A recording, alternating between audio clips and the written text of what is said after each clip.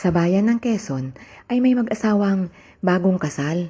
Magkaklase sila noong high school at hindi na sila naghiwalay hanggang college. Ikinasal sila 1 taon pagkatapos ng kolehiyo. Pareho silang may mga hitsura, maganda, sexy at mabait si Laura. Idagdag pang pagiging summa cum laude nito. Hindi naman pahuhuli si Rico sa kanya. Matalino, gwapo at matangkad din. Hindi nga lang ito kasing talino ni Laura. Kung may campus crush ang mga lalaki, siya naman ang campus crush pagdating sa mga babae. Swerte sila sa isa't isa. Matuling lumipas ang panahon hanggang sa lumipas ang 25 years at hindi sila biniyayaan ng anak. Sa umpisa ay walang naging problema sa kanila.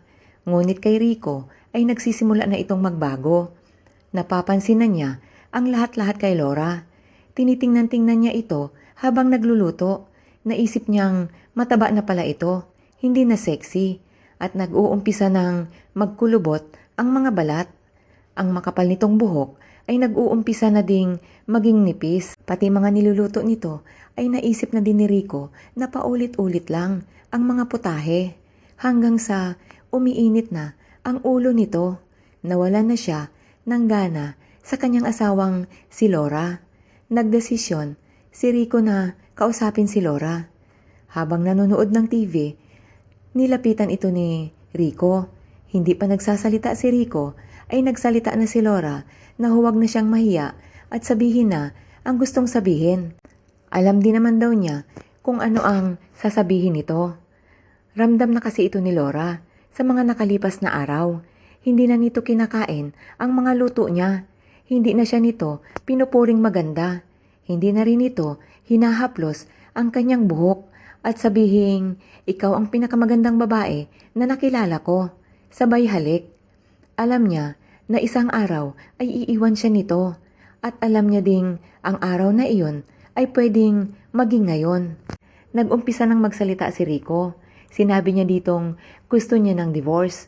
Parang binayo ang dibdib ni Laura pero hindi niya ito ipinahalata. Gusto nang malaglag ang kanyang mga luha. Tanging naisagot na lamang niya ay hintayin ko ang papel, ipaayos mo sa abogado at pipirma ako.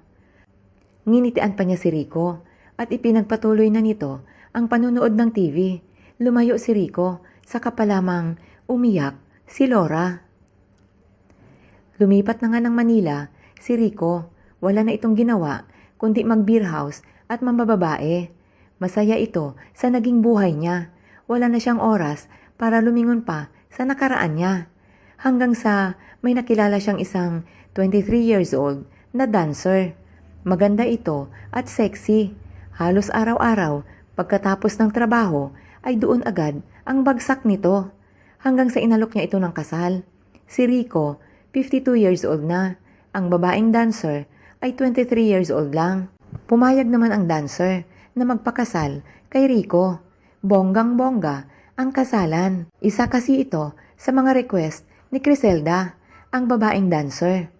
Bago kasi ito nagpakasal, sa kanya ay may hiling itong bonggang kasal, bahay at lupa at sasakyan.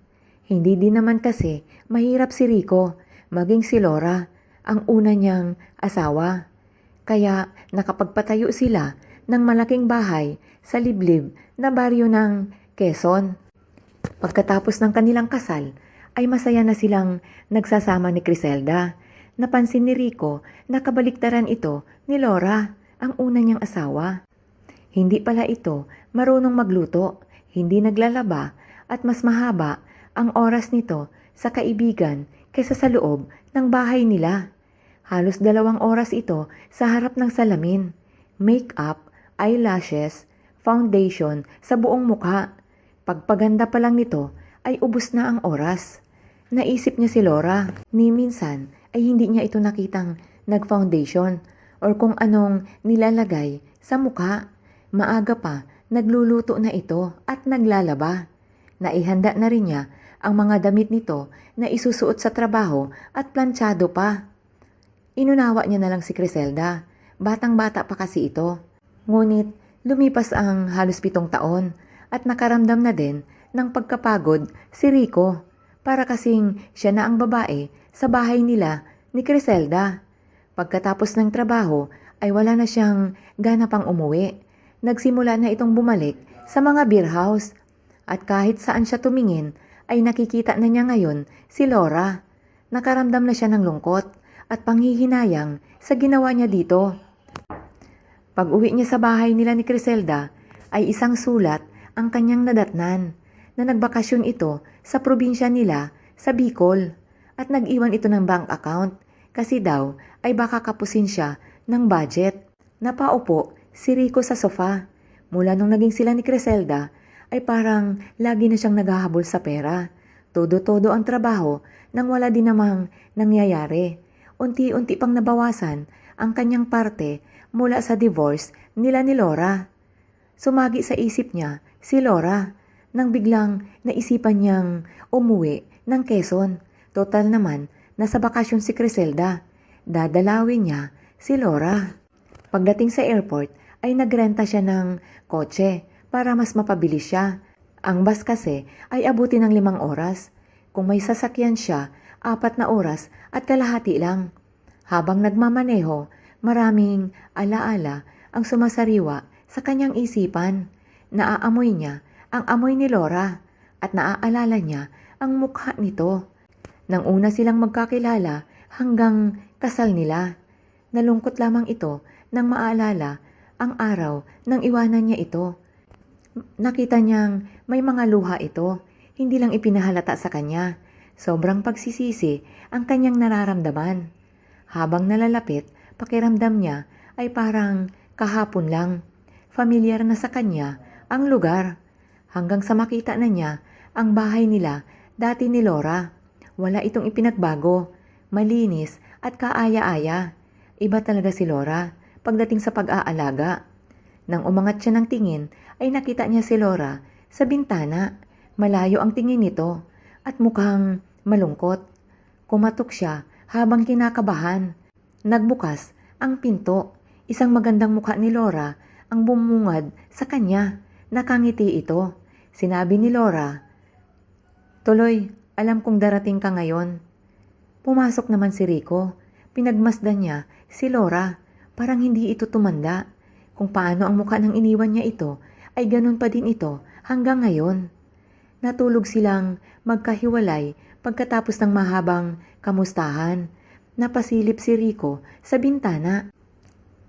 At nakita niya si Laura na sa bintana din, nakatanaw sa malayo at nakikita niyang nagpupunas ito paminsan-minsan sa kanyang mata. Ibig sabihin ay umiiyak ito. Nanaginip si Rico habang nasa kabilang kwarto. Panaginip niya na ipinagluto siya ni Laura. Kinaumagahan ay may mga nakahandang pagkain sa lamesa. Lahat ay paborito niya. Nakita niyang nakatanaw si Laura sa bintana. Malungkot. Kinausap niya si Laura kung pwede siyang bumalik at mag-umpisa sila ulit. Napangiti naman si Laura. Para kay Rico ay palatandaan ito ng pagsang-ayon. Umalis si Rico para mag-resign at kunin lahat ang kagamitan sa Manila. Pati ang sasakyan. Halos araw-araw ay masaya ito sa isiping magsasama na sila ulit ni Laura. Hinding-hindi na niya ito iiwan pa. Habang nagmamaneho ng kanyang kotse, pabalik sa bahay ni Laura, ay excited ito. Ngunit nang makarating ito sa bahay nila, ay laking gulat niya. Lumang-luma na ito. Wala nang bubong ang ibang bahagi ng bahay. Hindi lang damo ang nakapaikot dito, kundi mga kahoy na. Bulok na ang bahay. Hindi na pwedeng tirhan. Nasa ganong pagtataka siya nang mapadaan ang dati nilang kakilala na si Hener at nag-usap sila. Sinabi ni Hener na hindi na lumabas ng bahay si Laura mula nang umalis si Rico para magtrabaho sa Manila. Kung ganon, hindi pala nagkwento si Laura na iniwan niya ito. Nagpatuloy si Hener sa kwento. Madalas daw na sinasabi ni Laura, babalik siya sa araw ng kanilang anibersaryo sa kasal. Halos 24 hours daw si Laura sa bintana, naghihintay at halos gabi-gabi ay umiiyak ito. dinig ng karamihan. Nangangayayat daw ito ng husto at naging sakitin. Tinutulungan na lamang ng mga kapitbahay. Hanggang sa isang araw, nagulat ang lahat. Nakita nila si Laura na nakabigti sa bintana. Tiningnan siya ni Hiner at tinanong kung bakit ngayon lang ito bumalik. Sinabi na lamang ni Rico na mahabang kwento. Tinanong ito ni Rico kung saan nakalibing si Laura. Sinabi niyang sa kauna-unahang pagpasok ng gate ng sementeryo bandang kanan. Makikita din naman daw niya ito agad at pinagawan daw ito ng mga kapitbahay ng lapida na may mukha niya. Nagpaalam na siya kay Hiner. Hindi na niya sinabi dito na nakasama niya si Laura sa loob ng 3 araw noong 1 linggo. Biglang pumasok sa isip niya na anniversary nga pala nila sa kasal ang pagdating niya sa bahay ni Laura noong 1 linggo, kung saan sinalubong siya nito. At napaisip pa siya, ang sumalubong sa kanya at ang nakasama niya ng 3 araw ay multo na lamang ni Laura. Kaya pala ito lagi niyang nakikita na malungkot at umiiyak. Nakita niya ang libingan ni Laura. Napaiyak siya nang makita ang lapida nito. Lahat ng pagsisisi ay naramdaman niya ngayon nang biglang nakaramdam si Rico ng mga haplos sa kanyang buhok kung saan madalas itong gawin sa kanya ni Laura.